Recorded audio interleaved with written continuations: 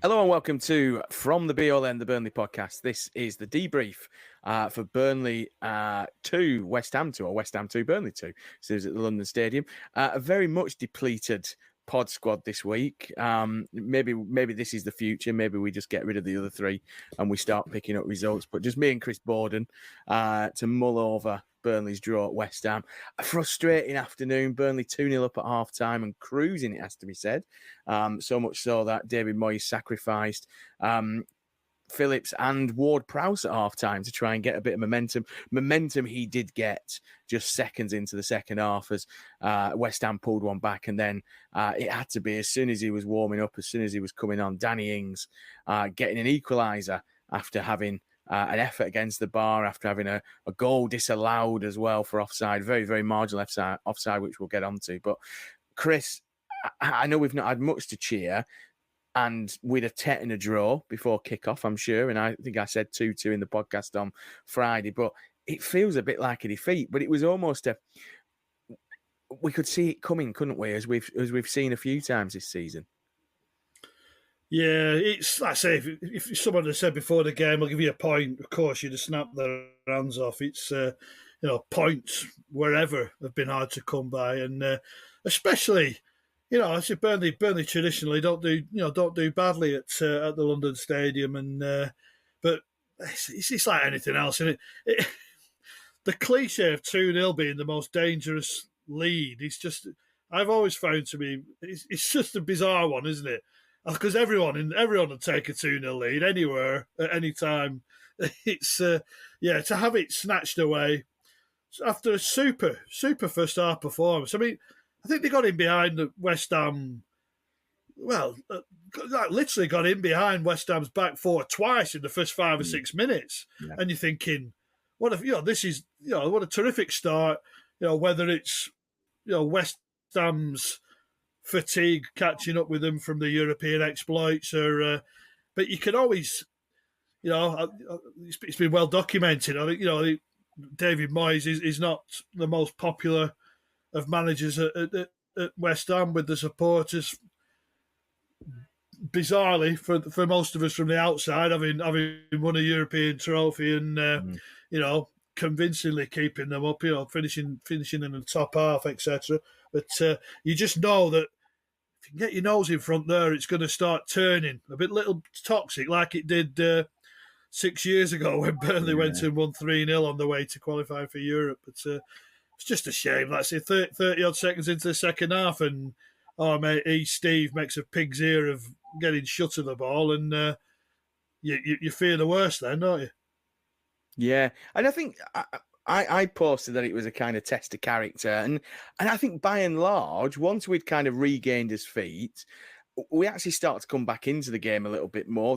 Burnley made a change at half-time as well. Brun Larson going off for Josh Brownhill, and it kind of created a bit of a rejig, if you will, with Odegaard going back out wide. And I actually thought Brun Larson had done quite well. So it'd be interesting to see if that's an injury-enforced change.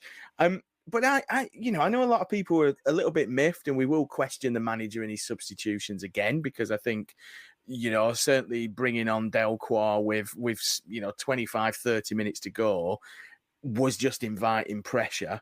And we don't deal well with that. We know we don't. But I just I look at that game and just think kind of 2-0 up. It had a bit of shades of the home game where we were comfortable and, we were taking the game to West Ham, and we said just before we came on to record, if you get at them, we clearly kind of can cause them a few problems. But it's just that kind of it was almost our whole season in a kind of 90 minutes, weren't it? We could have lost it, we could have won it.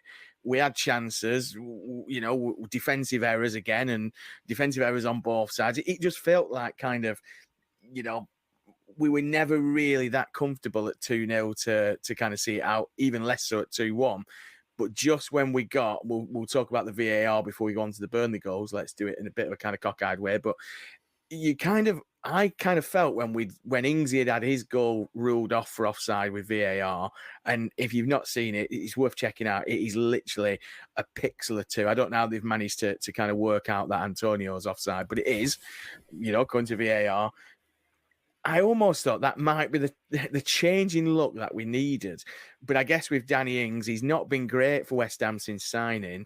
You just knew that Ingsy was probably going to hurt us. But it was nice to have a bit of VAR look for a change, weren't it, Chris?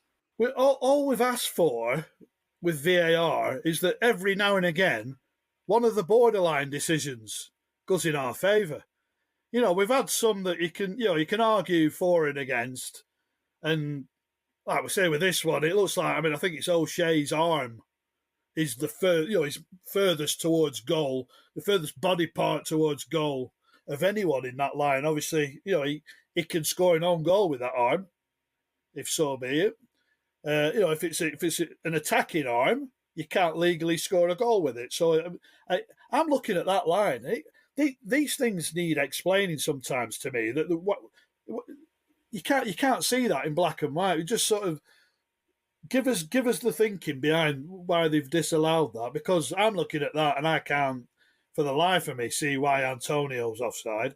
And it's a stroke of luck, and we all know that despite his injuries and lack of games, you all know if you give Danny Ings a bit of space in the area, he'll punish you. And it's a fabulous finish for the goal that's ruled out for offside.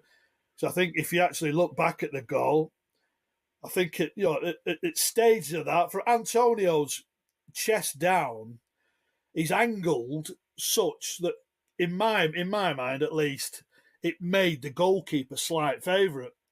And Trafford doesn't quite sense the danger. He's slow getting off his line, and Ings has still got that little burst of pace, takes it well. And obviously the goal that did count, Assignon's dreadful. His defending's dreadful up against Kudus. He can't stop the cross. Cross comes in, and he's got all day, hasn't he? Back to goal. Everyone knows what he's going to do. Yeah. And he's whether it's this sort of, again, we seem to be more zonal marking than actual man-to-man marking. And he's just turned, and again, maybe I'm being too harsh on the goalkeeper. It is close to his goal, but it's not slap bang in the corner. It's not rifled him, and I think his left hand's there, and I think on another day maybe he keeps that out. Yeah. And I actually thought James Shepard had an all right game, I have to say. I don't think there were no kind of worries at set pieces or anything like that. I'm going to have a look back, because we were chatting just off air. I am going to have a look back, because I think you might be right. I think we give a lot of credit to Danny Ings for both goals in kind of quote marks, because that was proper Ingsy of old, that first one, weren't it? That little on the shoulder, the last defender, a ball drops. That's the Danny Ings we used to love seeing at Burnley, that kind of nipping in before a goalkeeper, and he's nipped in before a few goalkeepers. But I want to touch on Assignon, because he is another one of these players who's annoyed me by, and I know there's inconsistencies, and we'll probably come on to that, but he and Delquar both got booked. And it's the most stupid bookings that we've seen this season, giving the ball away. And I got really angry at Connor Roberts just before Christmas for doing it. We were obviously a bit miffed at Dara O'Shea within like 30 seconds of the game last time out, with his, heading the ball out of the player's hands. And it's these bookings are really weird. But Assignon's like a curate's egg, isn't it? He's either, it's literally the good, the bad, and the ugly from him, because he looks great at times. And then he gets, brilliant speed to kind of catch up with Kudus a couple of times and see danger out. Then he can get a bit rash in his brain. And then there's an incident in the second half where Kudos thankfully slips as he's hit it. Assignon goes down like he's been shot from a sniper on the top of the London pitch, top of the London stadium, and you just think to yourself that there's a level of brainlessness for me in that. And Tony Gale, I think it was Tony Gale. It sounded very much like Gale. He was saying, I mean, there looks to be nothing in it. He's gone down and he's let his teammates down by being led on the floor as Kudos is shaping up to shoot. So him and our mate E. Steve, again, very mixed bag.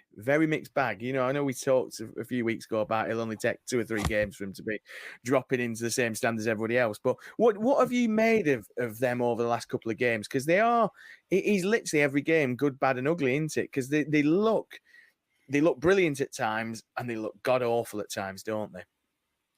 Yeah, I mean, it's a thankless task for the pair of them. You know, you're coming into the second worst defence in the Premier League, struggling to win games, struggling to keep clean sheets, and I'd say, to be fair to them, I think over the piece, they've largely given a good account of themselves. I mean, there's been moments. Steve putting the ball out of play needlessly last week. There's a couple of rash passes, but it gives you that balance. That left-sided centre half. He's competitive, and I say you look at the pair of them. The pair of them have added what Fofana's added. That sort of character, and that sort of there's a desire that they quite clearly want to be here, and it means a lot. Because I mean, you imagine how many players, given the opportunity, have said, "Nah, you're all right, thanks." And the pair of them have looked at that and thought, "Well, to all intents and purposes, we're playing Championship football next year, but let's have a crack in the last 15 games or so, see if we can stay up. If not, we've had a Premier League experience, and we're going to try and get back there, sort of thing." But Assignon's the same. I mean, what are you going to get at this? I mean, if you think back to Trips' season he had with us in the Premier League, and it was, again, like Tyrone Mears' season in the Premier League, you had a mix. In some very good moments, some very ordinary moments defensively. I mean, not even in the Premier League, but I can remember sort of Trips, and it happened to a lot of players, to be fair, just getting taken to the cleaners by Wilfred Zaha at Crystal Palace, and they had no idea how to handle him. And it's one of those. You're looking for someone to give us to improve things back there, and I think largely Assignon's improved that area. And I think, like I say, Steve, he's no buyer. I don't think he's in that sort of that sort of level, that sort of potential level. But to come in and slot in as he has, probably an improvement on Ekdal, to be fair, as well. But every credit to the pair of them for actually showing the will and desire to be here in the first place.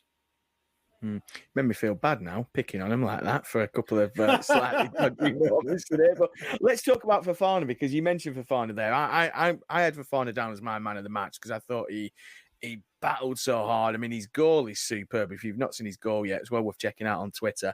And obviously on Match of the Day, last night you could watch a rerun of. But it was kind of a, again, thankless task, him coming in.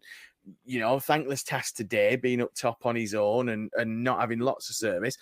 He perhaps could have, released the ball a couple of times without kind of just trying to bully his way through. But like you say, for a player whose attitude was questioned when he was at Union Berlin, and whose attitude has apparently since he moved to England and then on to Germany has been the perhaps cause of him not fulfilling his potential.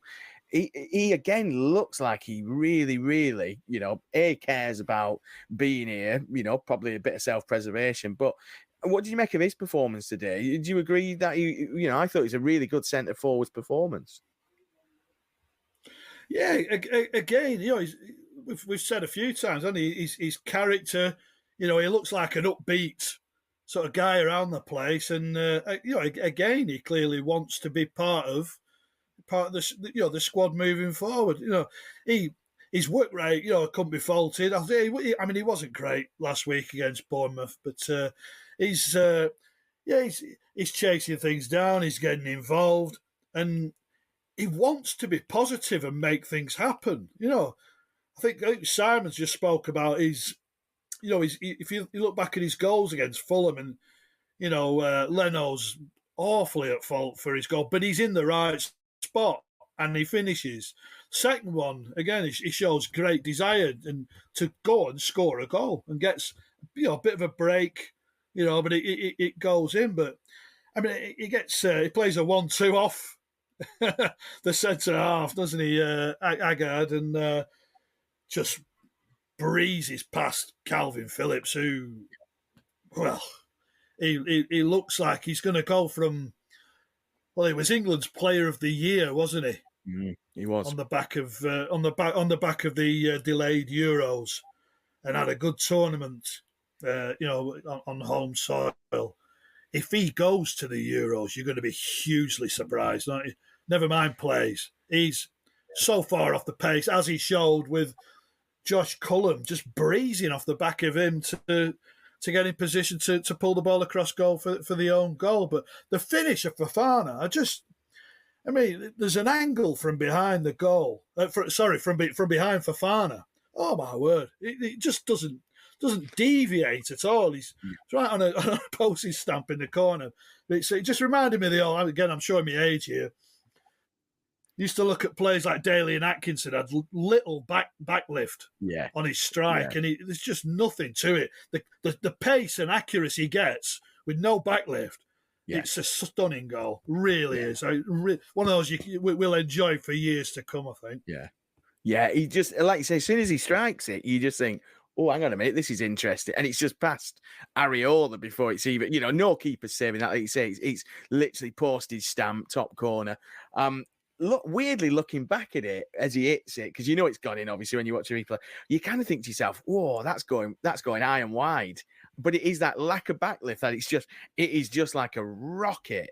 But yeah, what a superb goal. You mentioned Phillips there. I agree. I think my kind of only reservation about Phillips and the Euros is that I genuinely think Southgate will end up picking him, weirdly, because he's, he kind of fits a profile, if you will. But Josh Cullen, we've talked about a few times, not being the quickest, but like you say, the way he breezes past him, and it's not a kind of lung bursting run to get past him. He just wanders past him, doesn't he? But what do you make of Cullen? I kind of thought that Kompany might keep him in, but obviously with Vincent's team selections, you never know. He again, alongside Berger in that midfield, had the better of what is a much more illustrious, shall we say, in terms of, past endeavours and transfer fees and things. Very rarely have we seen a Burnley midfielder or a Burnley midfield make a manager think again about their own lineup in the way that Moisey did at half-time, have we? Yeah, like I said, he's. I did a feature before he came to Burnley, with someone who studied Vincent's Anderlecht teams, and he was the pivotal character. He'd drop into this sort of almost right back sort of slot, and just dictate the tempo. This passing metronome. I think anyone who saw him on the opening night of the Championship season at Huddersfield, where he was absolutely sensational. Just everything went through him, and I think a lot. Even he was Player of the Year, and I think a lot of people maybe had the suspicion that maybe the physicality, maybe the pace of the Premier League are the reasons why he's not sort of cut it previously. As the didn't make the breakthrough at West Ham, and then results aren't happening, and he ends up sort of, he pick up an injury, and obviously ended up out of the side. And like I say, I know you're not Brownhill's biggest fan at all, but Brownhill sort of, it could appear, he looks like he's giving a team more, almost, with his energy, and he's up and down, and he might not get you a lot of goals or a lot of assists. But he makes interceptions, he does win tackles, and he looks busy. And maybe it appeared he was offering more than Cullen. But again, you put Cullen in that, he's shown West Ham. I'm thrilled for him. He's a nice lad, but to sort of look at him tonight, it must have been fabulous for him to go back to West Ham and put in a performance like that. That's, like I say, it's led to, two current England international midfielders being whipped off at half time. And I say, again, West Ham fans they've got their reservations about both. I mean, I think they see Ward-Prowse as just a special teams man at the moment. He's great at set piece delivery and not offering a great deal else. And Phillips, they're just not having a bar of him. He's made a few errors and generally looked a million miles off the pace. But Cullen, he's still one of Vincent's lieutenants. And if you want his methodology playing out on the park, he's got to be there. Yeah. Yeah. Looking at some stats, someone posted this 40 minutes in. He'd had 25 touches, Josh Cullen, 17 out of 19 accurate passes, 89%. Ground duels won 4 from 4, aerial duels won 1 from 1. I mean, that is pretty, no shots on target at that stage, no shots off target, no shots blocked, etc., etc. Drew 2 fouls, but that is the kind of Cullen that we saw last season, weren't it? Very, very, barely wasted the ball, got his head and his feet stuck in. I just wonder that second half, they brought Brownhill on and, absolutely, my thoughts on Brownhill, and it's, slightly tongue-in-cheek sometimes, but I actually think that 3 of Berger, and, I know we gave away 2 goals in the second half, but that 3 of Berger, Cullen and Brownhill, I think, offers us our best chance. Play 2 proper wingers rather than Vitinho out wide. I think if you'd have got a Benny or even a JBG on one side, Odegaard back where he is, I think the Odegaard at number 10 nonsense needs to stop. I think, I know last week his stats were quite good in terms of what he created, but it went missing, didn't have his best game today. But I do think, and somebody made this point, that I think you get the best out of all 3 players if all 3 play. I think we see a better Brownhill if Cullen plays alongside Berger. What I would want to do, though, I think I'd like to swap Brownhill with Berger. I want to see Berger being in the kind of almost number 10, the top of that, because I think he's got a little bit more quality than Josh. And everything you've said about Josh looking busy and, he does tackle, he does cover a lot of ground. I think him alongside Cullen with Berger further forward, I think that next week against a team like Brentford, watch Brentford a little bit this weekend as well. That's the kind of, for me, that's the perfect kind of midfield 3 for me.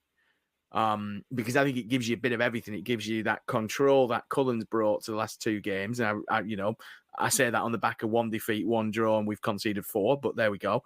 But I just think that kind of maybe this second half with Vincent stumbled upon his best midfield 3 if the Amdouni experiment's now been considered mothballed for a bit. Do you think that kind of against a team like Brentford, and we've got a couple of other winnable games coming up, is that stability in midfield the kind of thing that might see us snatch a win or a draw, or these positive results that we just want, whether it saves us or not? We just want some positive results, don't we? Absolutely. I think everyone wants to see Berger driving at teams, and you want him in a more advanced position than taking the ball off the centre halves. It's just it's a no-brainer, isn't it? But he's I think we spoke before. Again, I don't like giving a history lesson, but if you look back to that midfield when you Wade Elliott running at you and Chris McCann running at you, and midfields don't do that. If you're playing in midfield, you're trying to win tackles and dictate the ball, and you've got these guys who are just driving past you all the time. Last thing you want. But if you've got Berger doing that, it gives us something. He thickens up midfield. Let's say we've said he wins an awful lot of aerial duels. He wins a lot of challenges in there, uses the ball efficiently, but he's got an ability to drive the ball forward, can shuttle the ball from the midfield into the attacking third, and let's say taking Amdouni out of the equation, gives us that bit more solidity in the midfield. Brownhill can do what he does best in my book, and just get about, break play up, give it to Cullen who can distribute, give it to Berger who can drive at people, and That's it. I mean, Cullen was a victim of this almost kamikaze opening games, weren't he? We was just a ball over him and Berger, and they were in on our back four teams time and time again, and killing us very early in proceedings. You remember the Villa game, and I don't know. Tottenham were only leading 2-1 at half time due to a goal right before the break, but certainly killed them second half. But I think that's the best mix.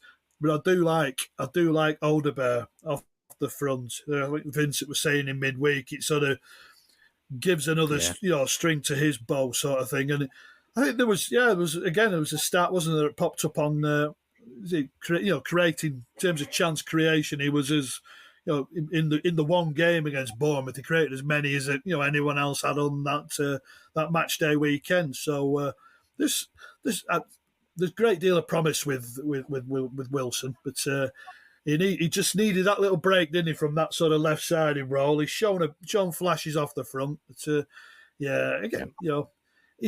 does have options, whether it's Brun Larsen or Gudmundsson or Benny, but.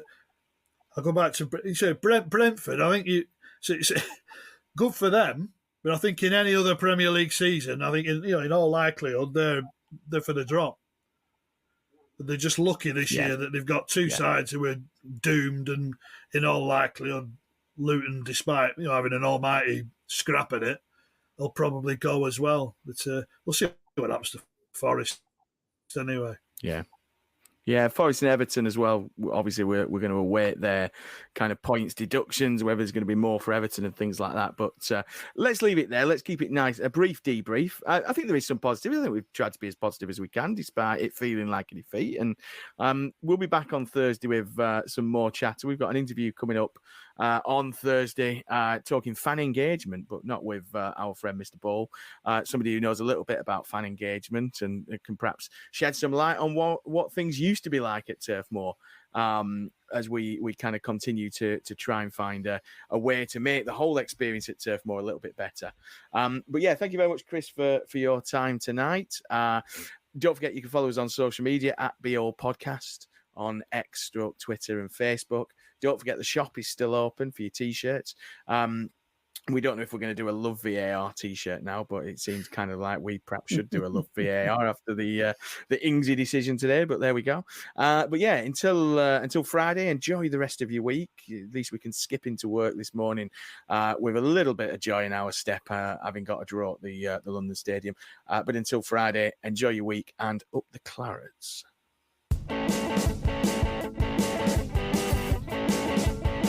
Jimmy McElroy to Watson. Go.